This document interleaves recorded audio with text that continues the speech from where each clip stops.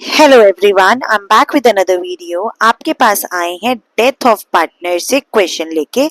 आइए देखते हैं इस क्वेश्चन को कैसे सॉल्व करेंगे।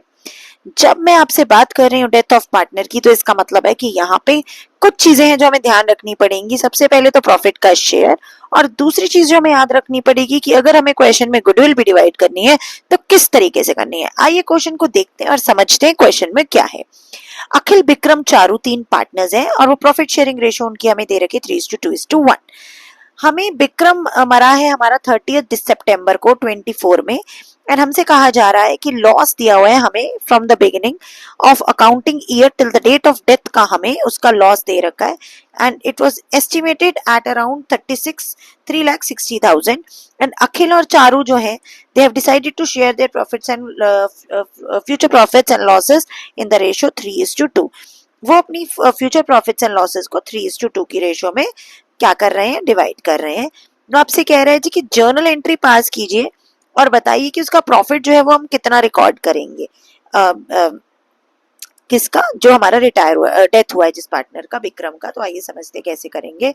सबसे पहले हमारे लिए मोस्ट इंपॉर्टेंट चीज यहाँ पे क्या है कि हम बनाएंगे वर्किंग नोट्स, और वर्किंग नोट्स में हम सबसे पहले देखेंगे कि A:B:C की जो ओल्ड रेशो हमें दे रखी है, ओल्ड रेशो हमें दे रखी है 3:2:1।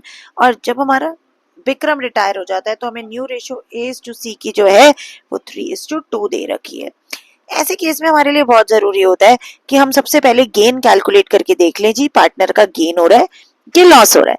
तो अगर मैं गेन निकाल के देखूं तो गेनिंग रेशो होती है new ratio minus old ratio, और जब मैं new ratio minus old ratio करके ए का शेयर निकालती हूँ तो मुझे पता चलता है कि 3/5 में से जब मैं 3/6 को माइनस करूंगी तो मेरे पास जो वैल्यू आएगी वो आएगी 18 minus 15/30, which is going to be 3/30 and ultimately 1/10।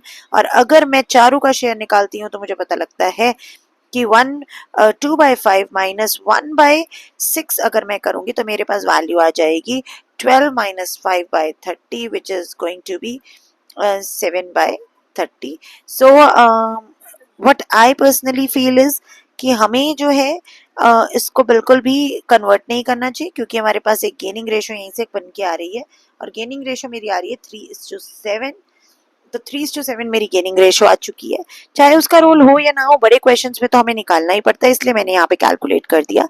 अभी हमें क्या कहा जा रहा है कि लॉस जो है, सबसे पहले देखिए कि विक्रम मरा कब है। विक्रम की डेथ हुई है 30 सितंबर को। तो आइए एक टाइमलाइन बना लेते हैं। 1 अप्रैल को 24 में मेरा जो है बिजनेस स्टार्ट हुआ था, जो कि एंड होगा फाइनेंशियल ईयर मेरा 25 में। लेकिन इन बिटवीन द ईयर, अप्रैल के बाद मई, जून, जुलाई, अगस्त, सितंबर, 30 सितंबर यहाँ पे जो है उसकी डेथ हो गई, he died, B died. And इसका मतलब है अप्रैल पूरा, मई पूरा, जून पूरा, जुलाई पूरा, अगस्त पूरा एंड सितंबर पूरा। That means 6 months. 6 मंथ्स जो है वो उस साल में हमारे पास था, और हमें लॉस जो है उसका दे रखा है from the beginning of accounting year till the date of death was estimated to be 3,60,000। हमें उसकी डेथ तक का जो लॉस है कंपनी को हो रखा है, तो loss till date of death, date of death तक का जो मुझे लॉस दे रखा है, that is equals to 3,60,000। That means इसमें से विक्रम का शेयर क्या होगा, 20 शेयर क्या होगा 3,60,000 का 2/6 अगर मैं करूं तो it is going to be 1,20,000। ये हो गया विक्रम का share of loss. This is Vikram share of loss. और जब भी हम प्रॉफिट उसको देते हैं, तब मैंने आपको बताया था प्रॉफिट की केस में हम एंट्री करते हैं profit and loss account suspense, profit and loss suspense account debit to deceased partner. तो ये केस लेने के पीछे रीजन क्या है कि अगर लॉस होता है तो लॉस के केस में एंट्री रिवर्स हो जाती है, जैसे कि आप अभी देखेंगे मैं कैसे ये एंट्री पास करूंगी, how I am going to pass this entry. ये एंट्री आपकी हो जाएगी Vikram capital account debit to P&L suspense account,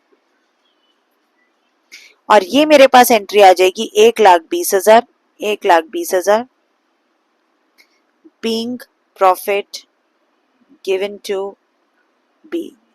तो इस तरीके से हम जो है उसका शेयर ऑफ लॉस उसको बांट देंगे। आप यहाँ प्रॉफिट के साथ यहाँ स्लैश लॉस भी लिख सकते हैं। लॉस है इसीलिए हमने पीएनएल सस्पेंस को क्रेडिट किया है।